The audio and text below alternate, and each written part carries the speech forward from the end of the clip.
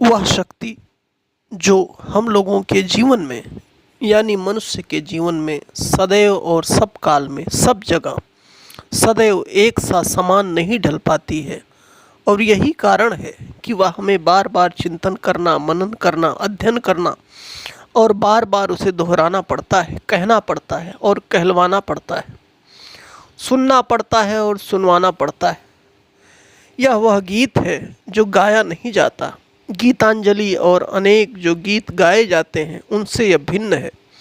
यह गीता नहीं है, यह वह गीत है जो गाया नहीं गया हो, सिर्फ अनुभव किया गया हो। कहाँ पर?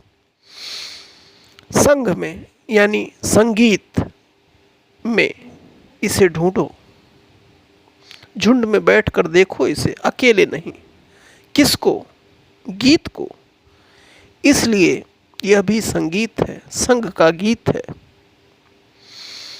संगीत का अर्थ है अच्छे संग में अच्छे विचारों को जन्म दिया गया हो, जो भी प्राणियों के सुख और सभी प्राणियों के हित के लिए हो।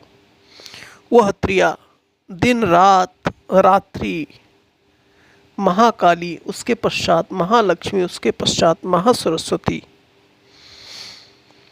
अपने मन में जो बहुत सारे कलुषित विचार हैं, अंधकारमय विचार हैं, अंधकारमय भावनाएं जो उत्पन्न होती हैं, उन्हें तिरोहित करने के लिए और उससे विगत ज्वर करने के लिए हम मनुष्य प्राणी उस महाकाली की उपासना करते हैं, चिंतन करते हैं, मनन करते हैं।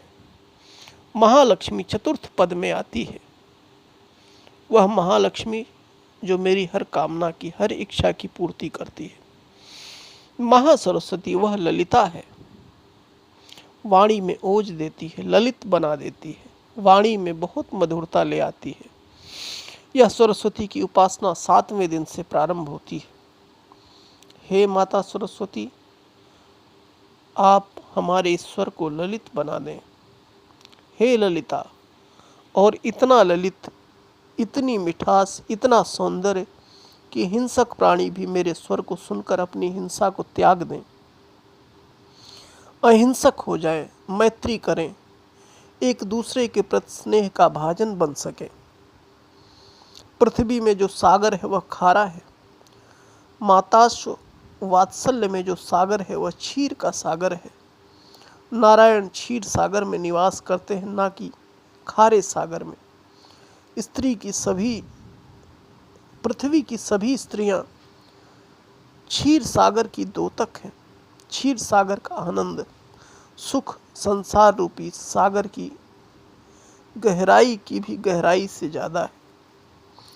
मुझे उस भगवान भगवती की आत्मा से यही निवेदन है कि आप सब में एक नए गुणों को, एक नए अभिभावों को आवेश करें, जिससे आप इस युग में, इस समय में, इस काल में नई प्रेरणा प्राप्त करें। बंधुओं, हम लोग आशावान हैं। आशा के साथ महान आस्था भी है, जो आस्था एक ईश्वरीय आस्था है, गुणवती भगवती में आस्था है, जो हमें आगे आगे पथ प्रदर्शन करेंगी और हम चलकर उन कार्यों को संपन्न करेंगे।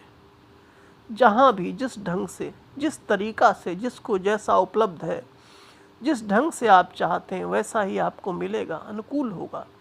चाहे वह महामाया, भुवनेश्वरी, सर्वेश्वरी, ईश्वरी की ही कृपा है। और वह कैसे, कहाँ, किसको क्या लखाती है, यह कहा नहीं जा सकता है। हमें मात्र शक्ति से क्या नहीं मिला, कितना आह्लाद मिलता है, कितना स्नेह मिलता है, कितना प्यार मिलता है। और मात्र शक्ति हमें किस रूप में, पत्नी, बहू, माता, बुआ, अनेक रूपों में, अनेक नाम से हमारी मदद करती है। अनेक नाम रूप से वह हमारा उत्साह बढ़ाती है। अनेक नाम रूप से वह हम में अच्छे से अच्छे शक्ति का संचालन करती है।